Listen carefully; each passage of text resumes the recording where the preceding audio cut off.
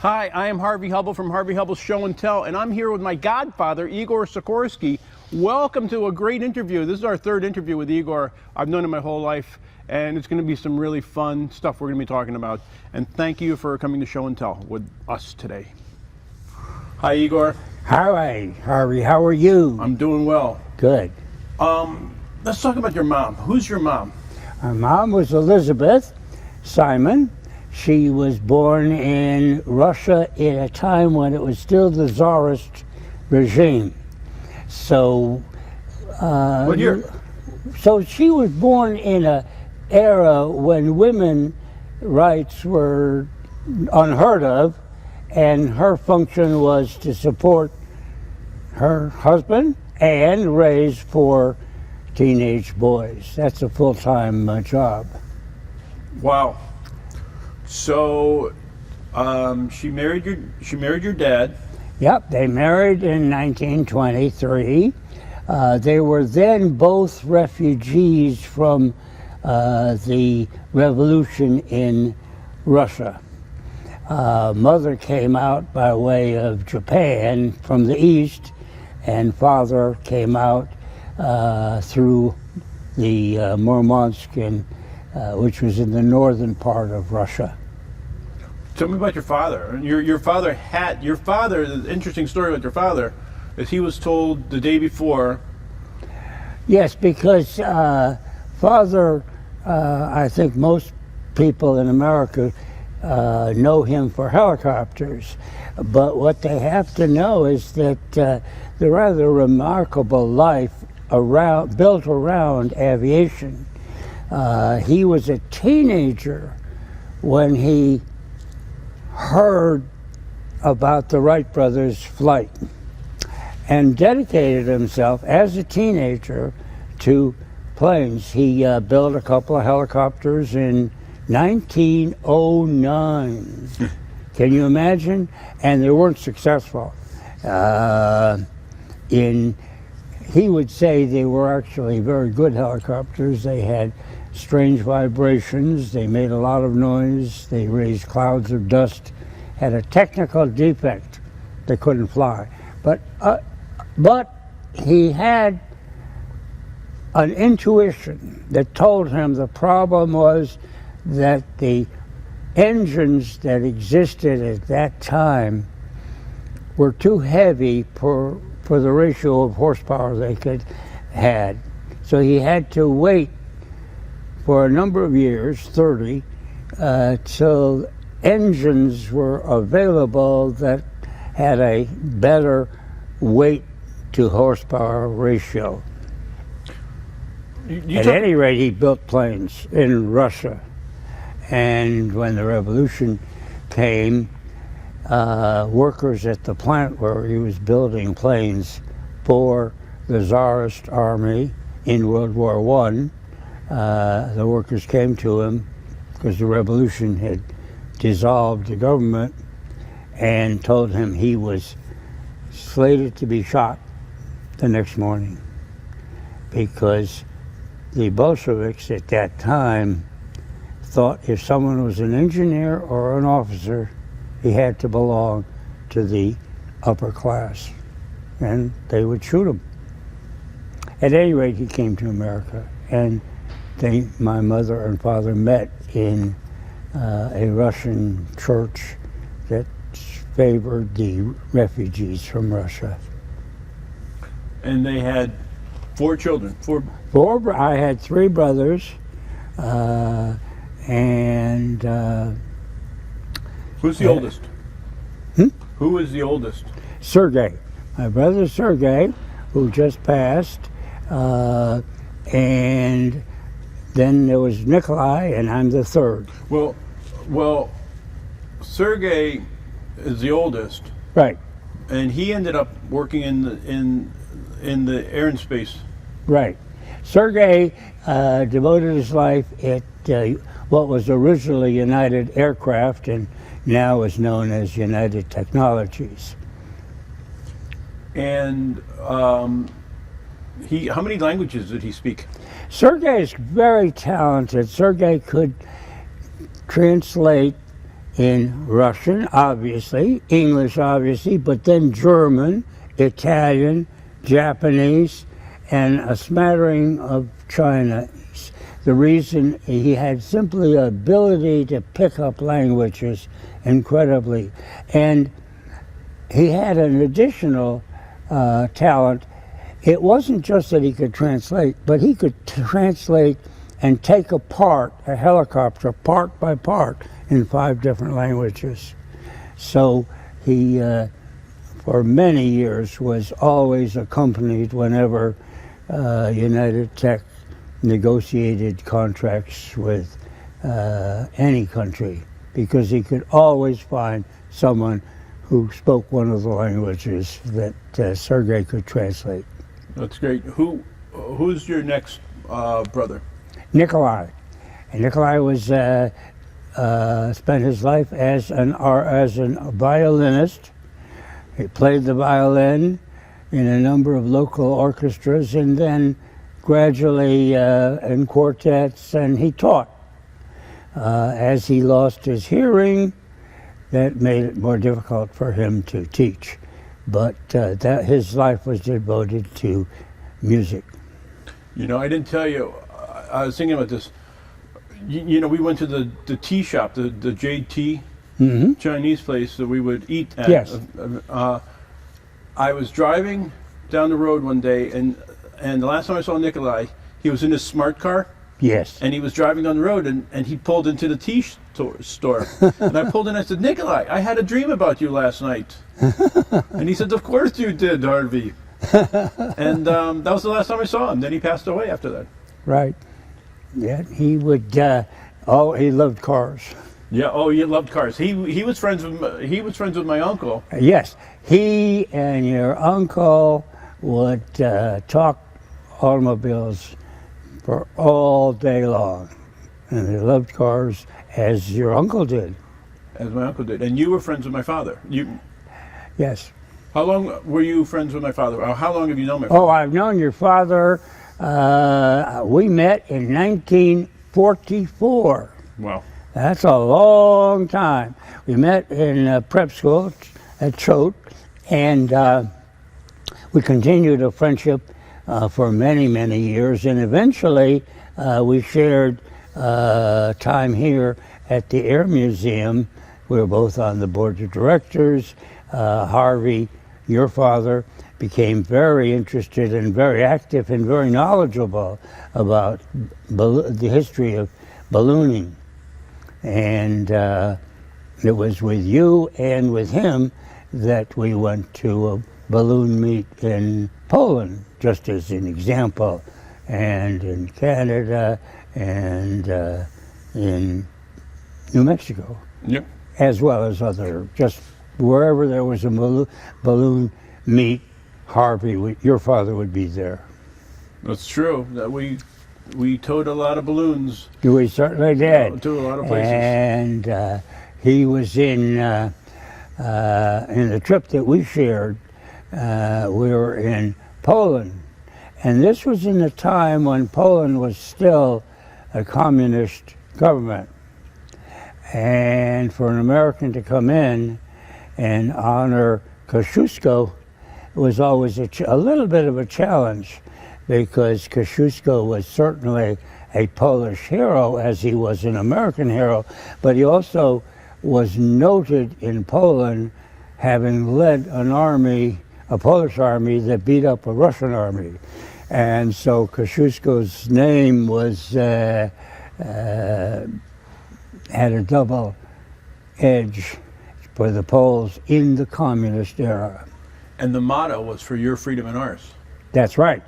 It was in Polish and in English on the balloon, for your freedom and ours. And the message to the Polish people then, under communism, was very clear.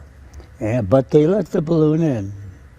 And we showed it, and you filmed it, and it was quite, I think, a spectacular success. Jaroslawski was the dictator at the time. Yes, that's right. And I spent a year.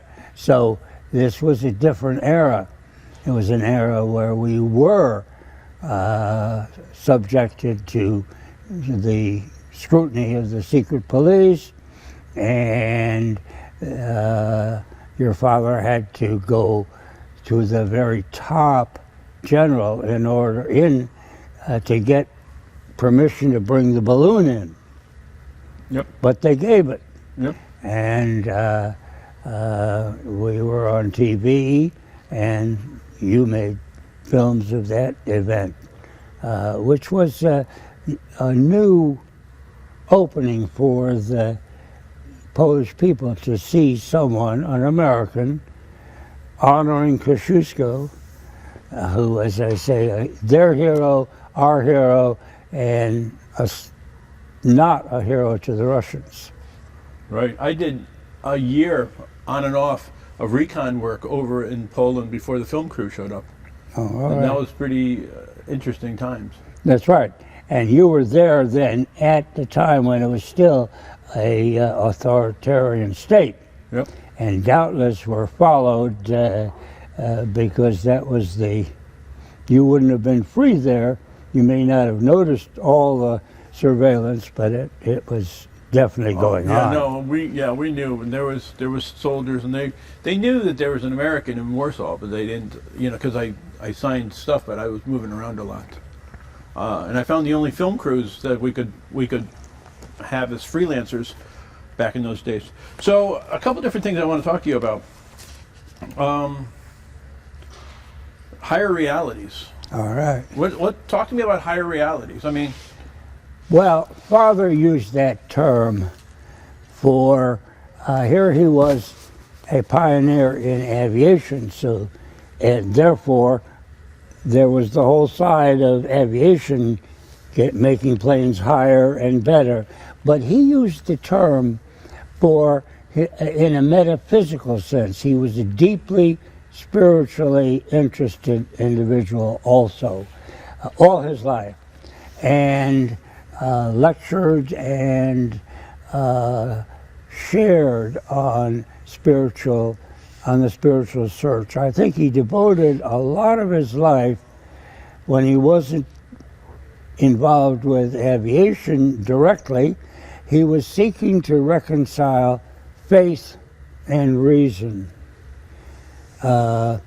because he felt that the mind that was given to us by God, and he felt that, was such a tool that it had to be used to find spiritual purpose and meaning in life. well, you said the word intuition before. Now, there's a story that your dad, when he was 9 years old or 11 years old, he had a dream. Yes, he had several dreams, and they were what Carl Jung would call the great dreams, the dreams that stay with you. In this dream, and he would be around 10, 11 maybe. What year was it? What year was he, 10 or 11? He would be just around the turn of the century. He was born in 1889. So this would be about 1900, before the Wright brothers flew. And in the dream, he's walking down a corridor. There are chairs on either side of the corridor, and he goes and he hears a strange noise, a rumbling noise, and he goes to a window and looks down and sees an ocean about 1,000 feet above. He's 1,000 feet above an ocean. Yes. So that is in around 1900. It would be impossible situation. And about 20 years later, he's in one of his planes flying in the Caribbean. And he gets up and he recalls vividly that dream. He's in a plane, passenger seats on either side as he walks down an aisle. He looks out the window, and he's that high over the Caribbean. So that dream was a forecast, something that no child could have made up at age 10 in the year 1900, 1900. But it forecast precisely the way he felt, the noise he heard of the engines, the vibration of the aircraft, and this was a dream. So all his life, he felt there were intuition. He called it intuition. Intuition. A higher inner voice, but higher, that helped him, and actually which fit his designing. For example, the first plane he built in Russia had long, thin wings, and he had to build a plane without computers, without even with a wind tunnel, so that it was more intuition said this was what would have to work. Same thing with the helicopter. With the engine you mentioned, he knew the engines would get later. Yes, and he knew that time had come. Now a helicopter, because of the force of the rotors that give it the lift, develops something called torque, which means the body of the helicopter wants to move around because there's so much energy going into the rotors. So he designed a helicopter with a tail rotor, small one, but just to compensate for air. That was counterintuitive, counter to the teaching, which was that engineers said you can't counter a torque with a torque, but helicopters do and have to. Well, I'm going to come back to intuition, but where are we right now? We're right now in the very center of the Connecticut Air and Space Museum, and in Bradley Field, off Bradley Field, in Windsor Locks, and we're sitting in the midst of a collection of aircraft that have been preserved here by a dedicated group of volunteers. And I might say that Harvey IV, your father, was very active and very supportive of this museum for many years because of his dedication to the ballooning history. And he was probably one of the top, if not the top, historian in that branch of aviation history. My dad liked balloons and later than air, but this is nothing makes this more Sikorsky than you sitting in front of That's right. This flying boat. Right behind us here sits something called the S-44.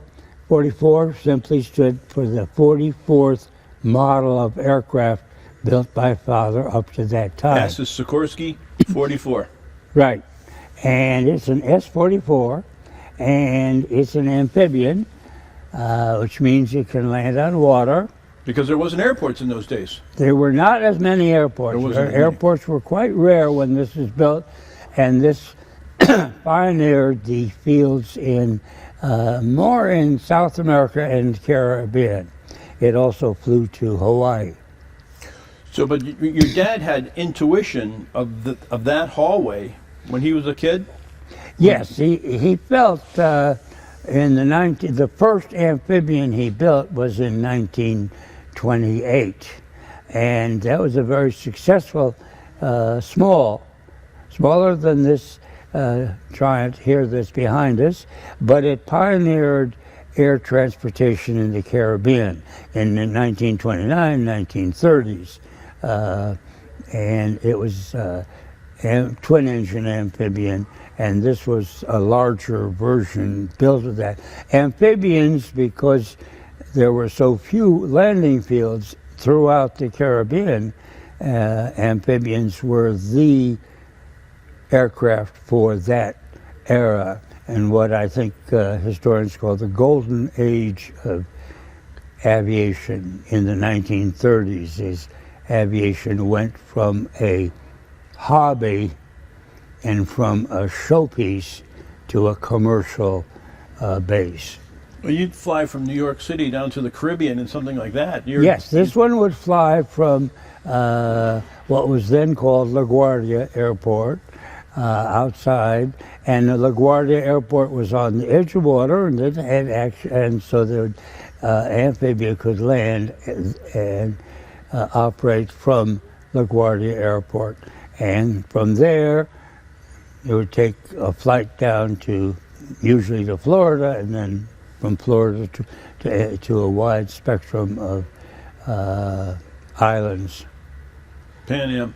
But when your father created that S-44, he also had intuition when he was a child of walking through a hallway. Right. And seeing, talk to him a little bit about that, because he remembered at one time on a test flight that... Yes. Talk to us a little bit about that. He had that dream that he could be in a plane looking out over water 1,000 feet up. He would have called it 300 meters, by the way, to be a purist, because he was born in a country that used the metric system. But that was the amphibian era. But from the beginning, even before the amphibians, Father dreamed of a helicopter. You asked me at the beginning about his mother. His mother read to him Jules Verne and also Leonardo da Vinci. Now, Leonardo da Vinci was a genius who sketched things that in the 1500s that were 500 years ahead of his time, including things like submarines and an airplane, but a helicopter. And that painting of a helicopter stuck with Father, and it was the first, I want to go back to that, the very first aircraft he built was a helicopter, and where he tried to get a machine that had a vertical set of rotors to lift. He built one, not very successful, built a second with a stronger engine which could lift itself. It didn't have the strength to fly and carry a passenger or a pilot, but it could lift. So he knew he was going in the right direction, but as I said earlier, the engines were still too heavy for the amount of horsepower they gave. So that it was that which led him to give up helicopters in 1909 for 30 years until engines were built that were lighter for the horsepower they generated. Well, so your dad saw a picture of Leonardo da Vinci's helicopter sketch. Right. But then his intuition, he wanted to make something that could save mountain climbers or yes, well, that was the thing that he was most proud of, was the fact that helicopters served as a life-saving instrument. And he used to present a certificate to to the pilot and co-pilot of any helicopter that rescued a life. And he was happy to have signed over 1 million certificates before he died. I heard it was 2 million, or something like... Well, by the time, yes, it was closer to 2 million. You're right. So let's just put this in perspective. I was thinking about this. So in the Russian Revolution, the workers at the factory said, "You're going to get shot tomorrow. You got to get out of here." And he escapes to the north, and he gets out of there. He goes to England. He goes to France. He goes out. He escapes because at that time, Russia was simply in complete chaos. It was not the police state that it became with Stalin, but it was total chaos with gangs of Bolsheviks running around and generally shooting anybody they thought belonged to the upper class. And as I said, if you were an engineer or an officer, that was enough for them to shoot you, just for that. So he traveled north from St. Petersburg, which is where they were building planes for the Tsarist Air Force, and traveled to Murmansk, which is a city on the northern part of Russia, where the French were still delivering supplies like engines to try to keep the Russian Tsarist army in the war, because that kept German troops tied up. But the war was over as far as the Tsarist army had simply disintegrated. Dad went from Murmansk to France and started building a plane there. And then the armistice came, and with the armistice coming, the end of aviation industry for a while ended, because it was centered on, worldwide was centered on building planes for the war effort, both sides. Well, I want to ask you, I want to get kind of heavy and deep. You're 94 years old. 96. 96. Yeah. 96. I'm 66. Oh, youngster. So I'm 66. So I'm thinking, you know, that if your father was shot, you and I wouldn't be talking right now. That's right. But 2 million other people wouldn't be alive because your father saved 2 million lives with his invention, with his intuition. Right. That's right. So clearly he had that role in life, and that meant a lot to him that the helicopter was used that way. However, we also must acknowledge that the helicopter was a major tool of war also, and Vietnam was where it came to be used very often as a gunship. The helicopter reached, I think, its major breakthrough was in the Korean War, which your father and I remember service in. And in the Korean War, the helicopter started being used to evacuate wounded from the front lines and take a wounded right from the battlefield virtually to the first aid station. how did your father feel about it becoming a weapon of war, not just a weapon of rescue? It was a necessary part of defending the country. Remember, he was a refugee of communism. Many of his friends and associates had been killed by the communists. So he was dedicated patriot. And the fact that the helicopter was a necessary tool to defend his country, a country which he now loved. I have a statement I remember reading a couple of days ago. I remember his saying, I remember Dad saying this, I know what it's like to be hungry. I know what it's like to look for a job and not have one and be turned away. But my love and expectation and knowledge of freedom in this country, that I could lose everything and start again, was a gift. So he had a deep patriotism. And so even though he had the whole love of the fact that the helicopter was a life-saving tool, he understood its necessity for defense of the country. Well, So he was deeply patriotic and understood that need.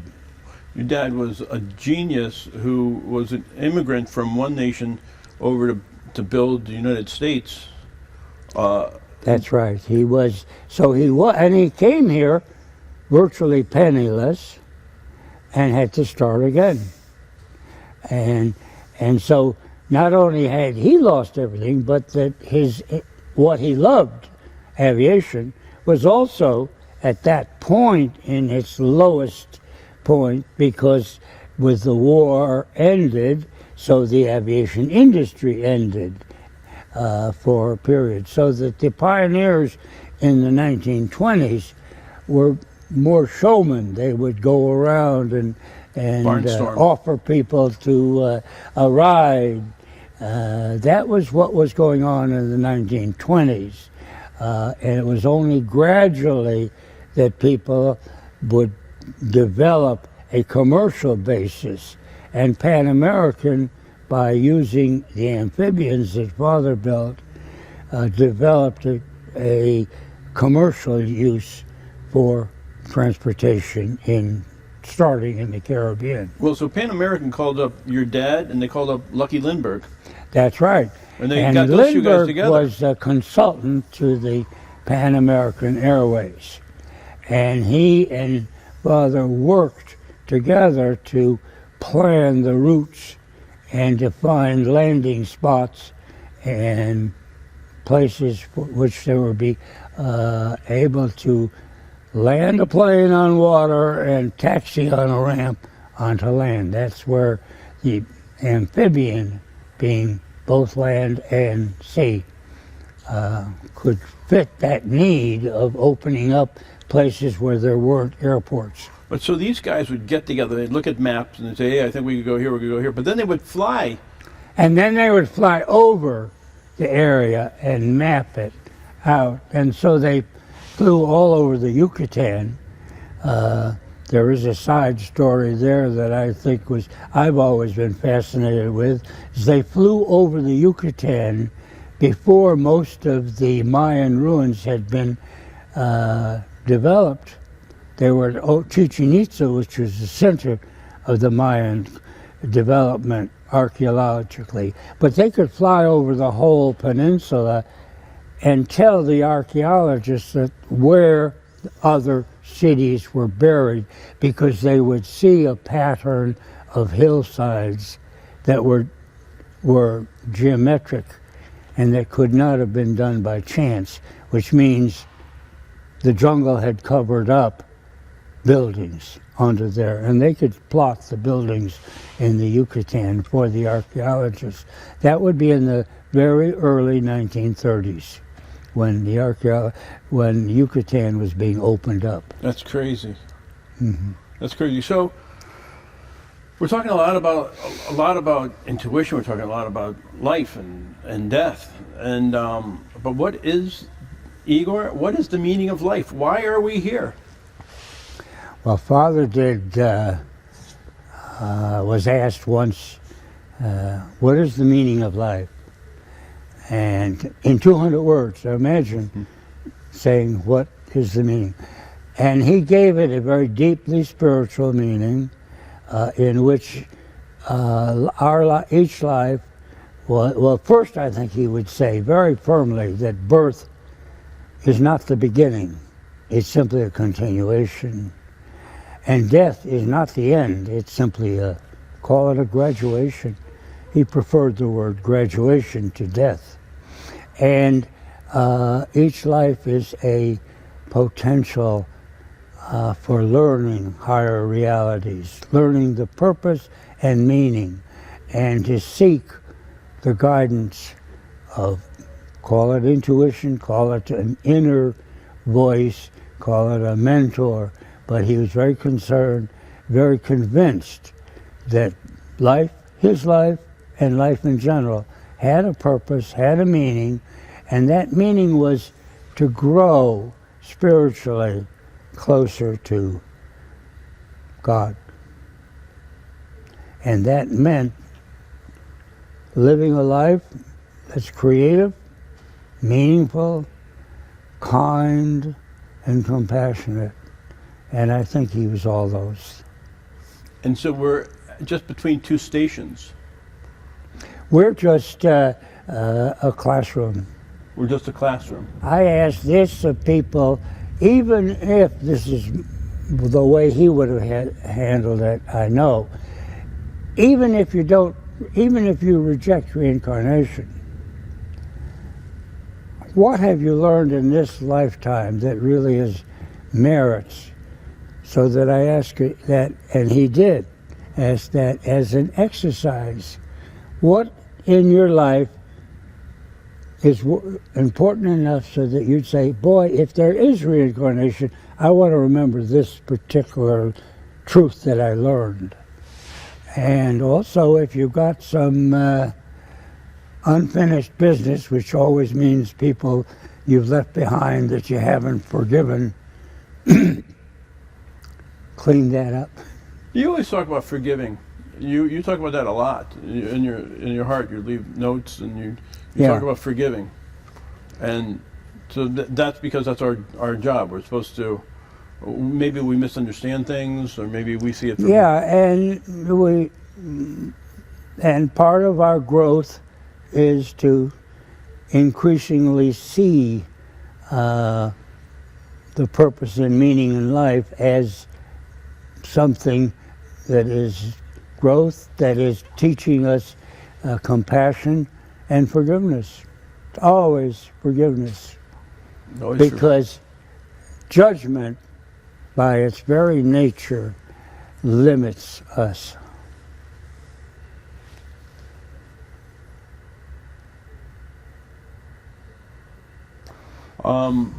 What haven't we talked about yet? We've talked about a lot of things. We talked about a lot of things here that we've shared.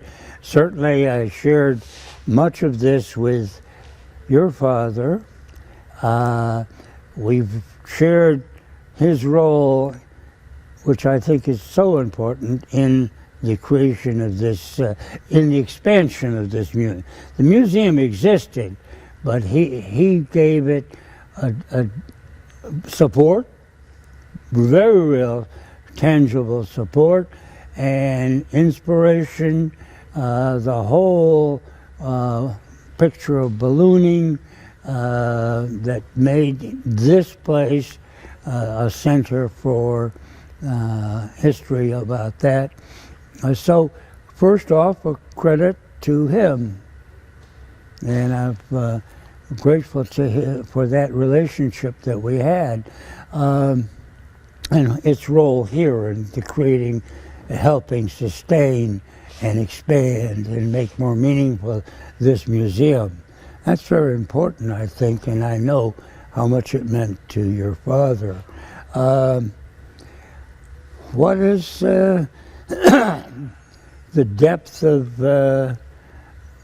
what did they share, your father, for example, and my father? Well, certainly a deep patriotism, certainly a very deep, profound conservatism, not the shallow stuff that's going on now, some of it, but the deep respect for the wisdom of others that has led us to be here.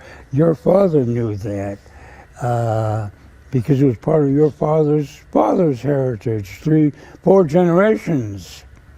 You see, he wasn't the fourth just out of nothing. He was part of a dynasty, of a family which developed a deep understanding of that particular area of construction and electricity and everything that had to do with the development, which is so, we take so much for granted, all of this.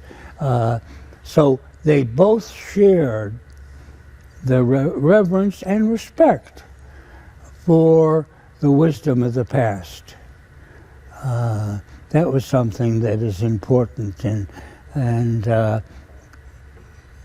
I hope isn't being lost in some of the turmoil of the present day. Well, we've talked about the past. What about the future?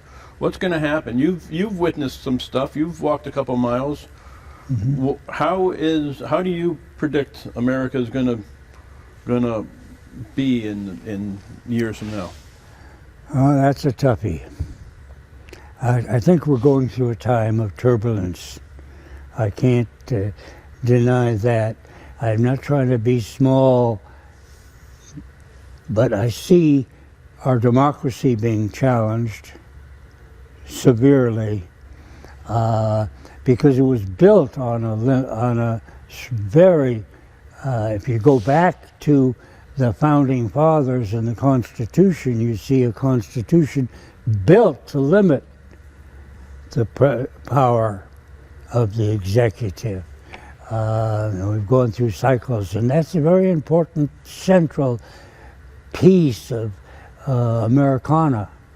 It comes from the respect that we have for the founding fathers, who wanted deliberately to keep the power diffused among the states and the federal government. That's a very important center to democracy. I think the other thing can you imagine your father and my father, and us in our generation, can you see what computers have done? Do you talk about artificial intelligence? You realize that our children take all that for granted. We were brought up in an era, you and I were brought up in an era before computers really ran so much. And the next generation takes it totally for granted. And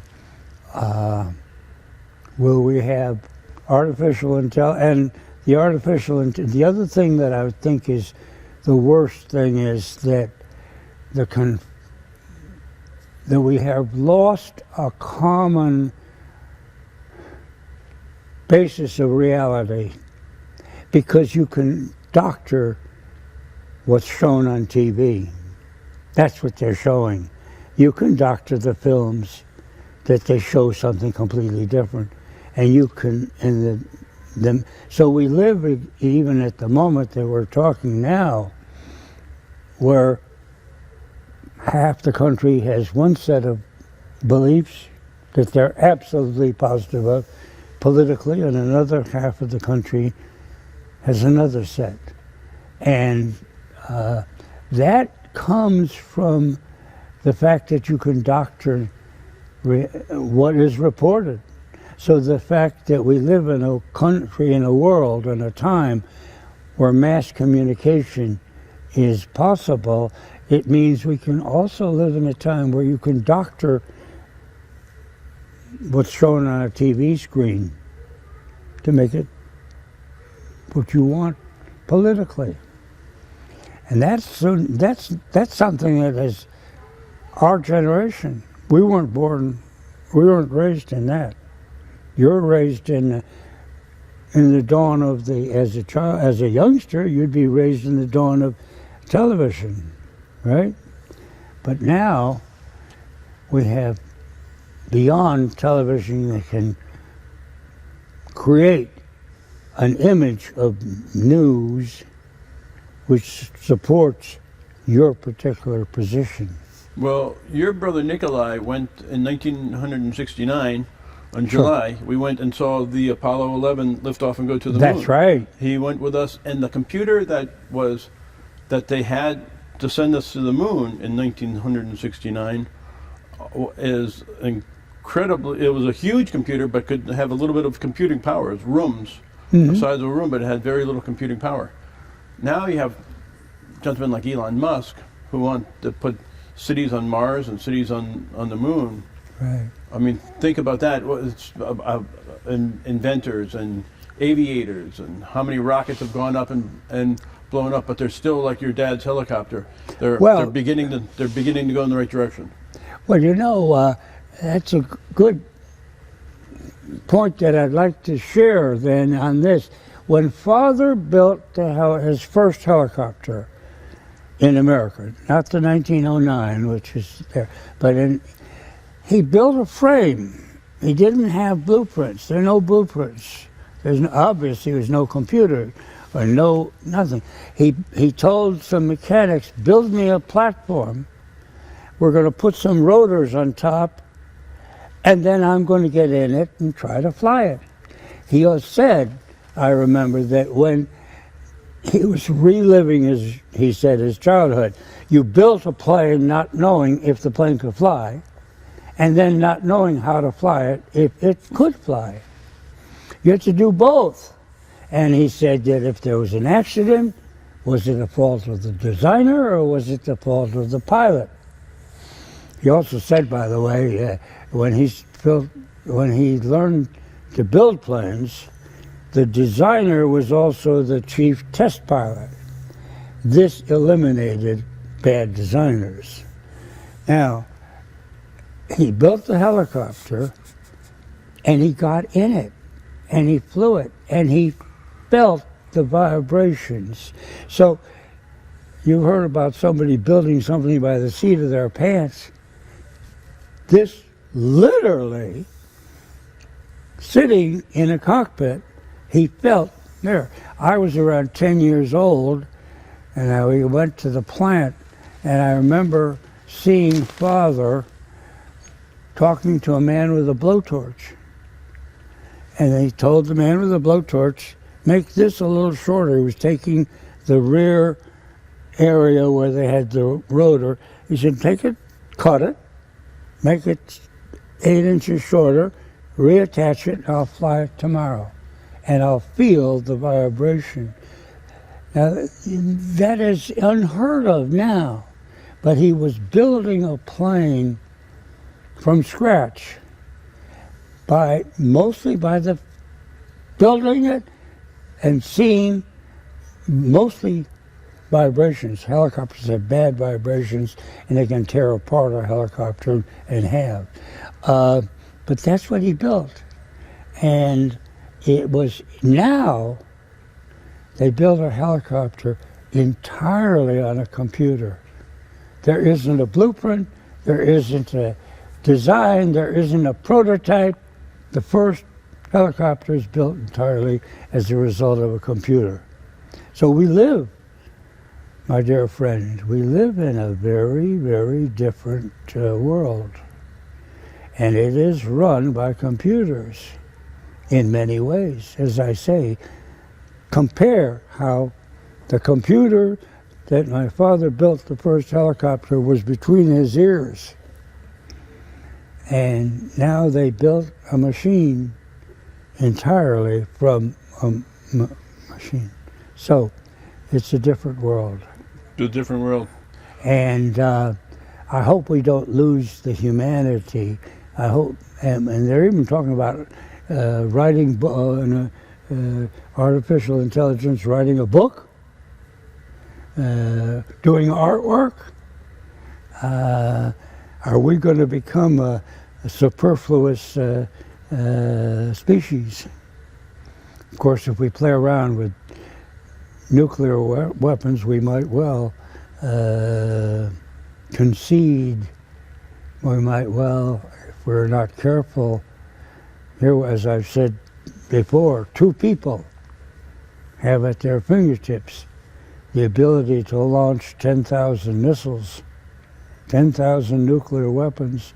Each weapon is, by the way, 100 times, at least 100 times more powerful than the bomb that landed on Hiroshima.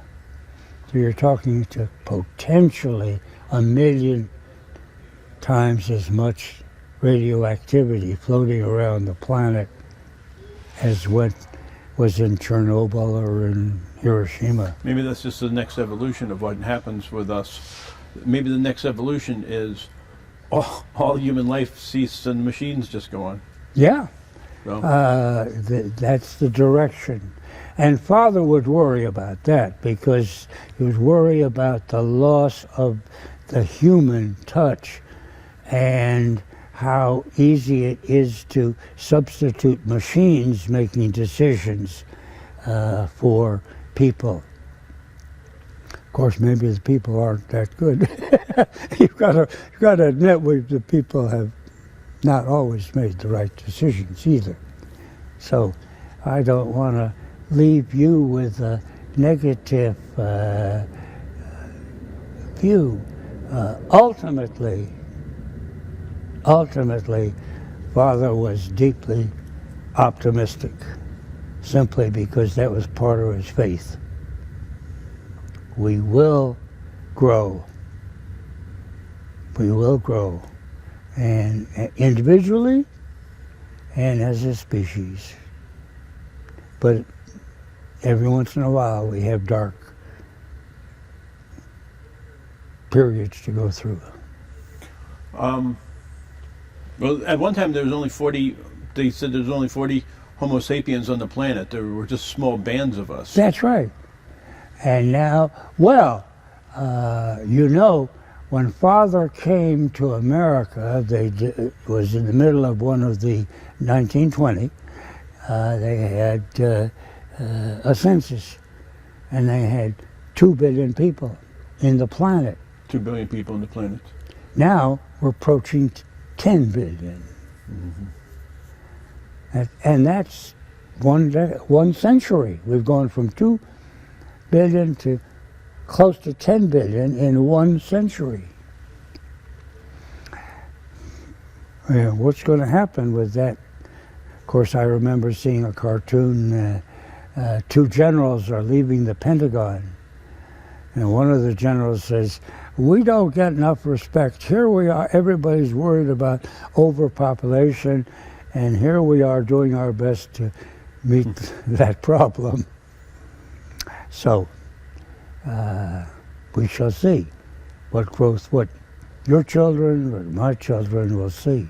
But it is, the change has been so fast, even in the lifetime of your father and my father, is incredible. I mean, unbelievable. It would have been very hard for him. Just think of him when he was coming out of Babson to see what the business community is like. I have a crazy question for you. How come your dad always wore that crazy hat when he's flying a helicopter? You know he had the hat? Yes. Oh yeah, never all the pictures of the helicopter, he's wearing a fedora and not a helmet. Not a helmet, he's wearing a hat. No, just wearing a hat. Of course, people look at the pictures which you've seen. There's a spindle between the rotor head and the blade. So there's an actual space right where Father would sit, which is doesn't have air turbulence. Oh, okay. There's no air turbulence there. It's just under that. That's why if you see a picture of the early helicopter, it would be he's sitting there with a fedora and managing the flight. It's so important what you do in preserving history and preserving the history through people, through the people who observed it or who had family, in my case, a person who took part in the history, but preserving the humanity in the search for higher realities. That is something that I admire and grateful to you for that, because that's a very important thing that's easy to lose. And so preserve what is humanity, what makes us great, what is the greatness of humans beyond the power of the computer. Well, and that is something that is harder to articulate.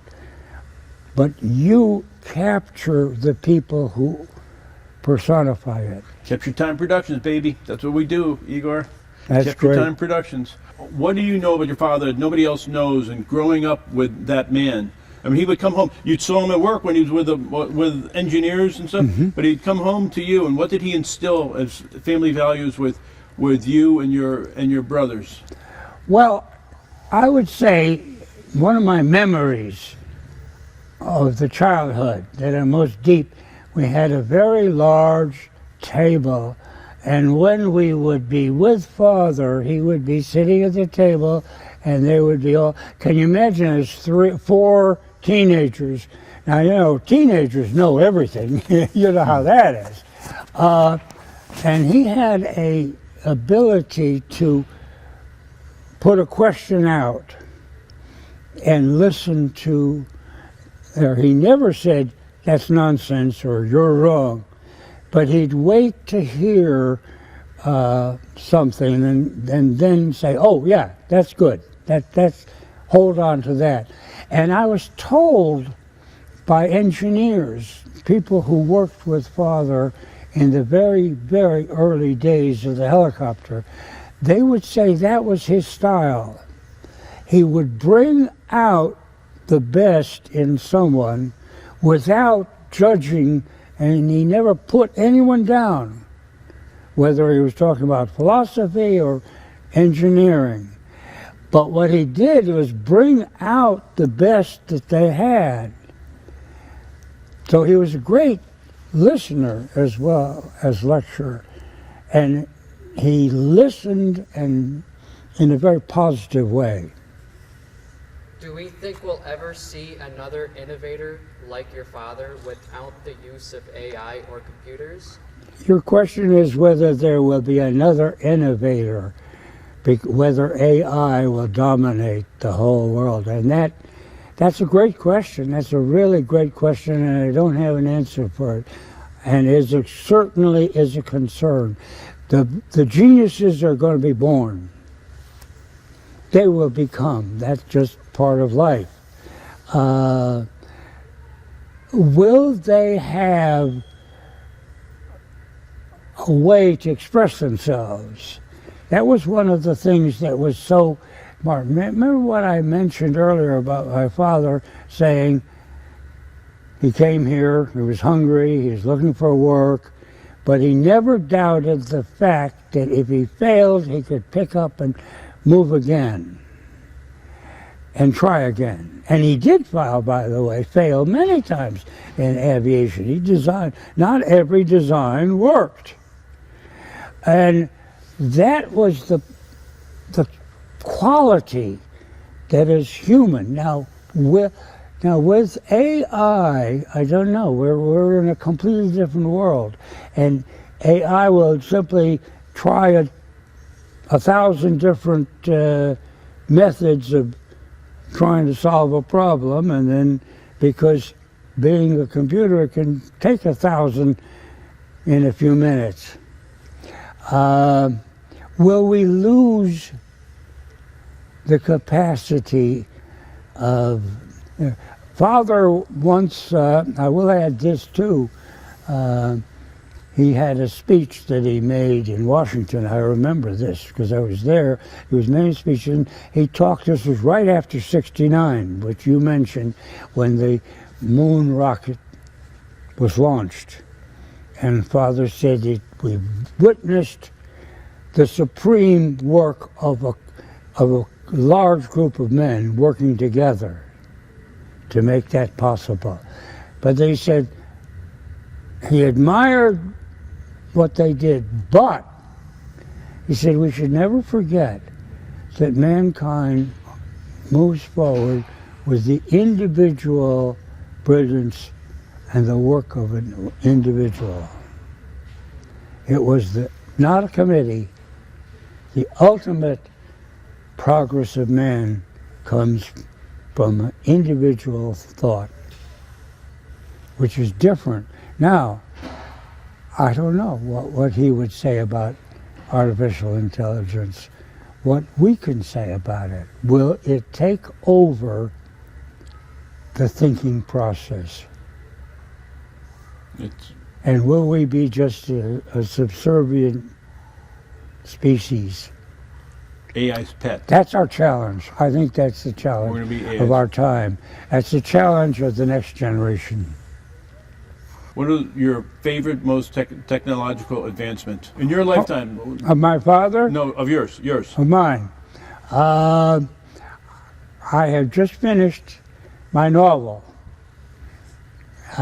which has a lot of philosophy built into it, and spirituality too. Is a novel. And so my work, I guess, outside of having 3 children, 4 grandchildren, and 4 great-grandchildren, that's quite an accomplishment. But outside of that, I would say the most important thing that I've poured my knowledge and my writing and my philosophy into is in my novel. It isn't published yet, but I just finished it, and we're proofreading it now. Well, we want to get your book as soon as it comes out. You will get a copy. Okay, so of any inventions that have happened, some people like the remote control. The TV remote control is a great invention. Some people like the microwave. Some people like TV. Some people like cars. What computers? What is the biggest invention that you've seen that in your life, in your personal life, that you think is really? Well, clearly computers and how they have led to AI is the most significant for humanity.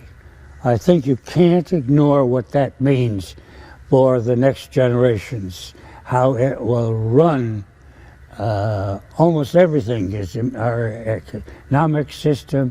You know, can you imagine your father or your grandfather or great-grandfather? Take those and what they would have been doing if there was a computer making what they invented. So I think that the most significant development is AI, no question in my mind. Now, for us up to this point, and remember, computers are really basically 20 years have changed. Not that they didn't have computers before 20, 30 years, but 20 years is what they've really come to dominate so much of our thinking. Before that, most dangerous thing is nuclear, the nuclear arsenal that exists around the world. That's the most dangerous. That's the one thing that could wipe out all of us.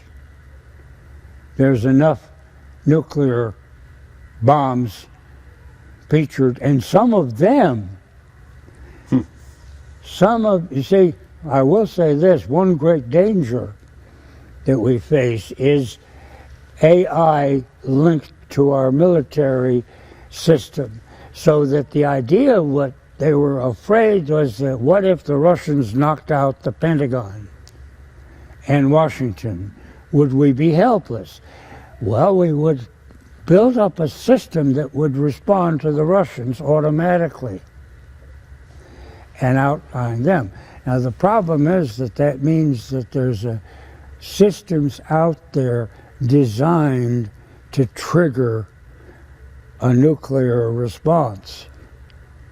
And if it misfires or if it misidentifies something as an attack and responds, then their automatic system will respond. And the cockroaches will inherit a planet from a species that failed its final exam. Failed the final exam. What would you leave with people? What's your wisdom of 96 years of being on the ground? What's the wisdom you want to leave to your grandchildren, your great-grandchildren, to the crew, to the viewers? What is the... Well, I have a card which I pass out, and I will leave with your crew, but I will pass it out here. And it says, teach compassion by being compassionate. and always be kind. If you stick with that, all else, you're due there. Is it kind? Is it compassionate? If you stick with asking that,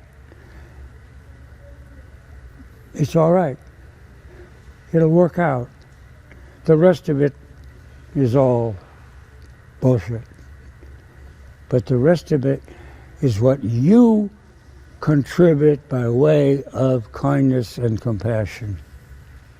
Unless the AI computer nukes us all to death, and then That's right. fail, and then we Now, fail the the exam. AI computer has, maybe they'll make a computer someday that'll have some, that work in a compassion component there, so, but that's what science fiction says.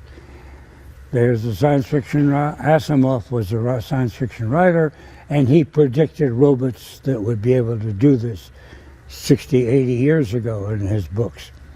We'll see. We'll see. Robots And with compassion. since I really am convinced that birth is not the beginning and death is not the end, I will be around somewhere else in some other body to observe the outcome. And we'll meet again. We'll meet again. We'll meet again. So when I die, just be sure that you say, he graduated. He graduated. He graduated. You know, Houdini, you know, the Hebrews, the Hindus, Houdini said, you know, everybody's trying to figure out what's going on with this life after death thing, and or is there a life after death? Houdini said he would come back. He told his wife he gave her like a special message. I don't know if I'm going to tell you right now. I'm going to reveal that I'm Houdini. I'll give you a special message, but we really don't know. We don't carry with us. Have you ever? This is probably you don't want to put this on, but have you ever done? Or do you know anyone who's ever done a past life regression? Might be interesting for you, Harvey. There are people who hypnotize you and take you hypnotically back to earlier and earlier and earlier memories. It'd be worth your trying. I'll drop you a note with that. I wouldn't put that on your TV. People will think we're nuts. But I have been regressed. I told you about my novel. I was regressed to a lifetime in Jerusalem when it was stormed by the Romans and destroyed. So I remember it very vividly. And you wrote a book about it. Yep. Talk to us about your regression going back to Jerusalem and it being stormed by the Romans. Well, first let me tell you how the regression hypnotist works, because I've been regressed several times. They would take you in your memory, and your memory box, see, everything you got it up, everything you experienced is stored up here. Talk about computers. So he would say, do you remember what you had for breakfast? Do you remember what you did today?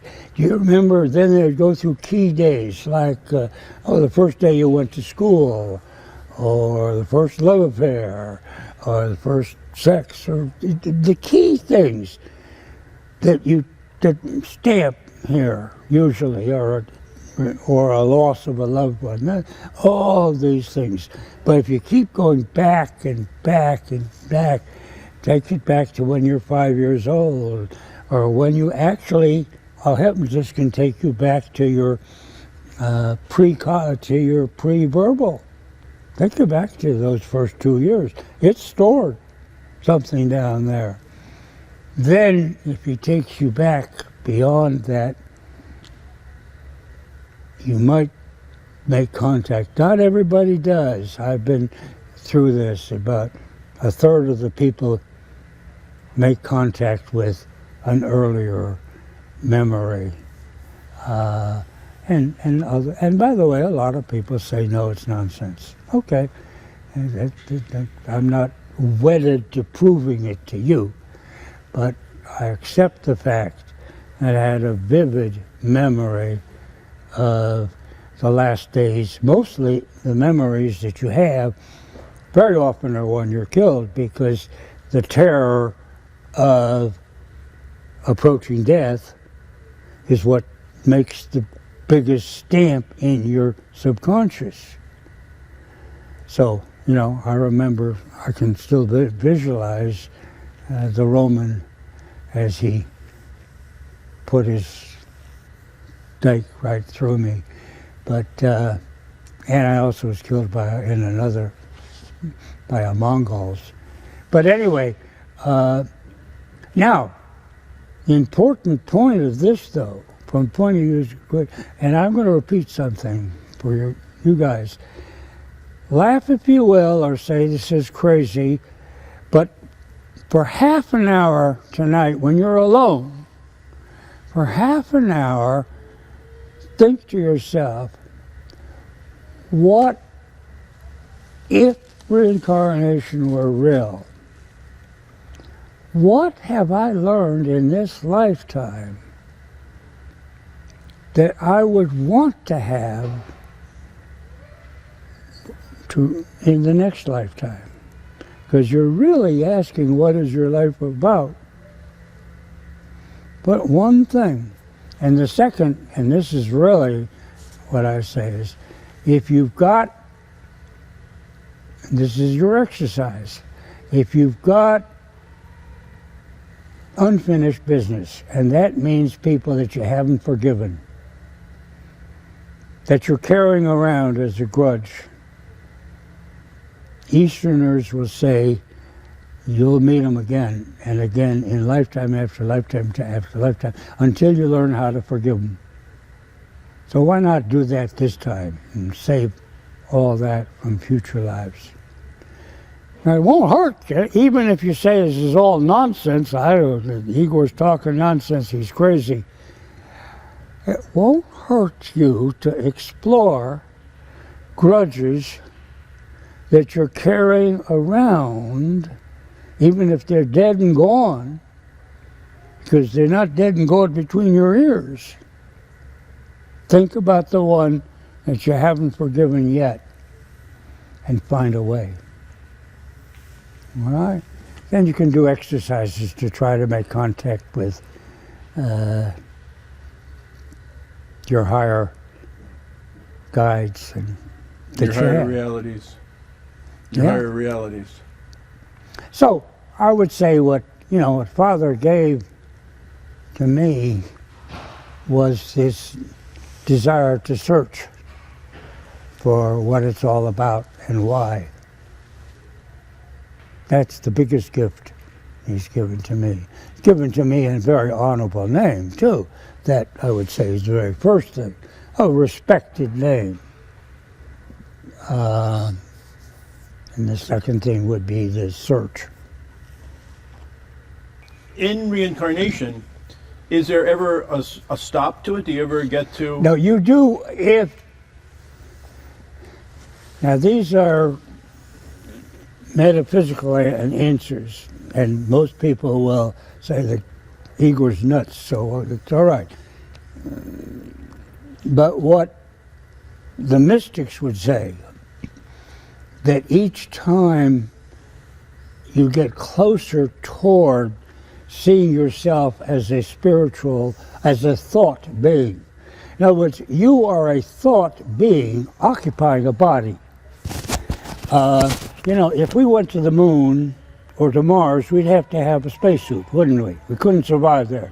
Well, your body is your spacesuit for this place. You have to have a body to communicate. You have to have a body to be able to walk around here. But you are a spirit. That's what I believe. I'm waving my arm because these guys are all thinking this guy's really screwy. But I'm positive that the growth is, and by the way, from a spiritual point of view, religious point of view, I think this is precisely what Jesus taught, was the power of the mind. if you look carefully at the Bible and the Sermon on the Mount and these things, Jesus was talking about the power of the mind. He's saying if you hate somebody, it's like committing murder. Now, he does say that. If you hate your brother, you're committing murder. And Jesus says that. Well, he must be saying that you have power of thought that transcends the physical body. You have a body, but you're not a body. So the successive incarnations lead you more and more toward recognizing the power of your mind. And that's why Jesus heals, because Jesus says in all the healings, your belief, and very often he has a miracle, but he says to the people that he healed, your belief has healed you. Now, we're exploring, one of the things that I've studied a lot of is the new thought that we've evolved in the last 150, 180 years that really changed, humanity made a fundamental changes, and two of the very important ones were the power of the mind, because it's accepted largely now by the medical fraternity that your thinking makes a difference in your health. And evolution, because up to 1800s, it was accepted that the world was created by God 7,000 years ago. And we take for granted. And that's where they built their philosophy, and that's where the religion, and that's where Christian theology is built entirely on the concept that Genesis was actually accurate statement of how things began. That's how, if you look at our theology in religion, that's where it comes from. It comes from Genesis. Paul believed God created the world in 7 days and 7,000 years ago. Well, then it would be 5,000 years ago, and Adam and Eve screwed up.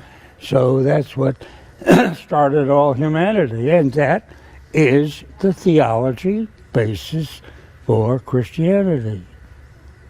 And we're growing past that, but that's painful too. That's almost as painful as the computer change. Now, that probably is all nonsense, maybe, but think about it. Because it's not nonsense that Christian theology is built on Genesis. God created everybody 7,000 years ago, and Adam and Eve screwed up. I always say Adam and Eve were teenagers, and if you told if you have teenagers, if you told a teenager, don't do this because this is reserved for adults, how long would it be before they tried it out? But anyway, you got me wound up. I got you warmed up. Hey, you know what happened to me when I was a kid? I was like 7 or 8 years old. Yeah. And Sikorsky had a helicopter at Danbury Airport. Yeah. And they had some veterans. They were going back and forth to Vietnam, and they were flying a sky crane. Yeah, all right. You were in the sky crane. Yeah, they put me in the sky crane when I was like a kid. Wow. I went up. Oh, well, good for you. It was really pretty crazy. It's not a normal childhood, is it? That's fantastic. Yeah, that sky crane was Father's last work. It's the last active time when he was really still designing. And he loved the sky crane. Because, you could take the sky crane and it was designed so you could lift things. Looks like a dragonfly. It's gee, I could sketch it, but a sky crane it was a crane. It could lift things, and it had a space where you could have a separate cartridge or a separate little build unit.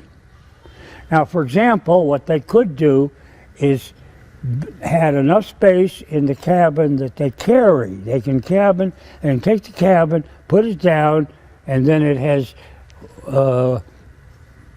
pods that would, so you could land it on any surface. Mm-hmm. And you could have, for example, a emergency medical unit.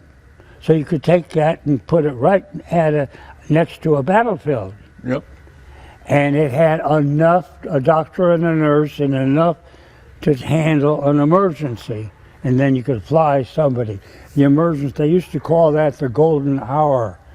The doctors say if you have a bad wound of the arm or leg, if the doctors can get to you within the first hour, they have a much better chance of saving your limb. After an hour, the circulation being cut off, the limb dies, and so they can do nothing but amputate. So at any rate, they could do that. Or, for example, when they put in power lines across the Rocky Mountains, they could take a power line, instead of having to build a road and to a top of a mountain to put the power, they could drop the crew down with enough concrete for them to put the foundation in, all delivered, and then drop a very heavy, very large train station. And in other words, they put all of the power lines, and these were by definition, they had to find places hard to get to, hard to get to, and so they used it to that. I had a friend who operated after the end of the Korean War, and in between, he bought a bunch of these at surplus, practically gave them away. Because they were built for military purposes and were used. And so he ran a helicopter outfit near Philadelphia, Pennsylvania. And they ran out. There was a tower. There's a gold statue on top of not the White House for sure, but one of the top buildings in Washington. They went up there, picked it up, got it unhooked, brought it down, cleaned it up, polished it, and did all they needed, and then by helicopter brought it to the top of the Capitol building. That's the kind of thing. I don't think they produce those anymore, though, even though it had certain uses that just couldn't there. Father thought that they could build small pods that would be like a real small studio apartment practically, and carry it around and drop it off anywhere there. That never commercially developed. There might be one over there. We might also walk you around over here. Who of all the philosophers shaped your thinking the most, and who do you disagree with the most? Well, I'd say probably the most interesting is a guy named Epictetus, who is Greek, Stoic. The Stoic philosophers, the people who say that stop being offended by something, accept what life gives you. Stoic philosophers are probably center. St. Francis, I like St. Francis's prayer. St. Francis says, make me an instrument of thy peace. Where there's hatred, show love. where there's fear, pardon, and so forth and so on. Now, who do I least? Well, I'll probably offend somebody on this, but I'm just reading a book. I have someone who's dedicated to the Old Testament. And they're seeped in God as a punitive judge. You know? You haven't obeyed me, so therefore you're in deep doo-doo. A vengeful God. A God that is a deity that is wedded to giving out laws and punishing people for disobedience. And that's a prevalent view still. There are those who are quite convinced that that's what Christianity teaches.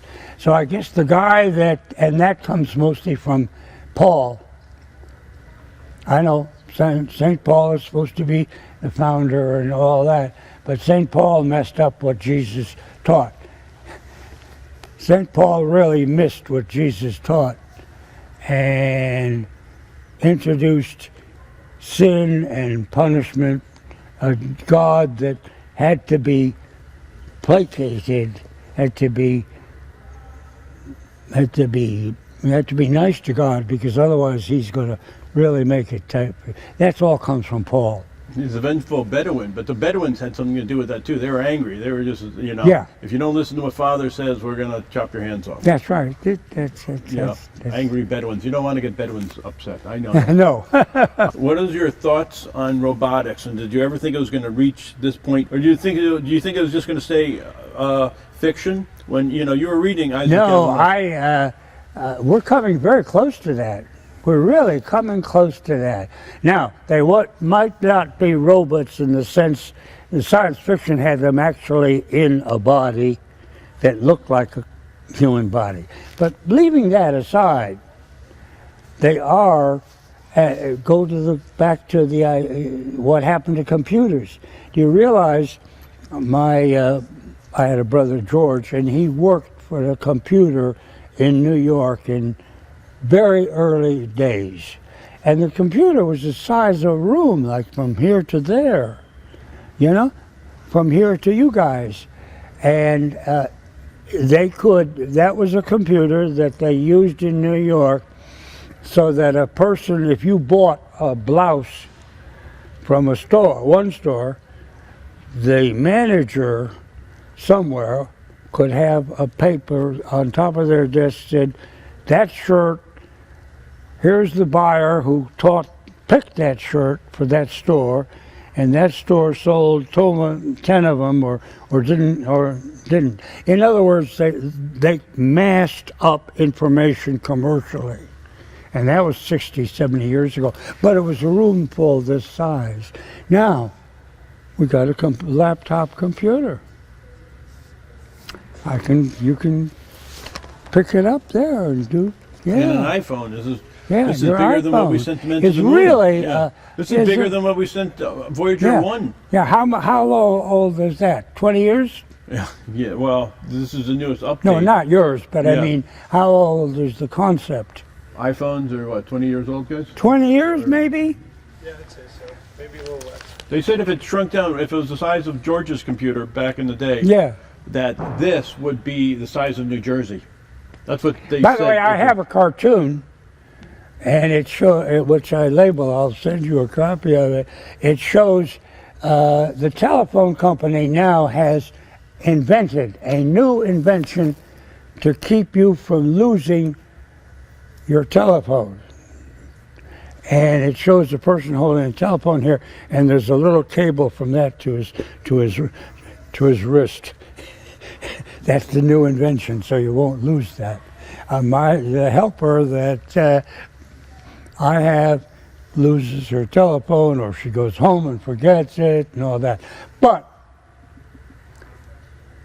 in essence, we've gone from a room full in my lifetime, in your lifetime, I'm talking about 50 years, you know? Yeah. And so, have you any concept of what's going to happen in the next, for your children or grandchildren? If we're going in this direction, if we don't. Another great restart, Igor. Another great restart. You know, we've been through a lot of eras. There's probably been humanity's has had some ups and downs. But it's a different world. It's a different world, and that's why you asked me what do I say? If we've got to continue the one element that computer hasn't yet and probably never will have is compassion, and that is the only thing that humanity can bring to the mix, and that's personal compassion and kindness. Can't end any better than that. What do you say, everybody? And we have some politicians that don't have that, We certainly without mentioning names. do. We certainly do. We have politicians that do not have compassion now. All right. We're good? You're We're good. Anything else? No. Let's go get lunch. All right, everybody. Wrap it.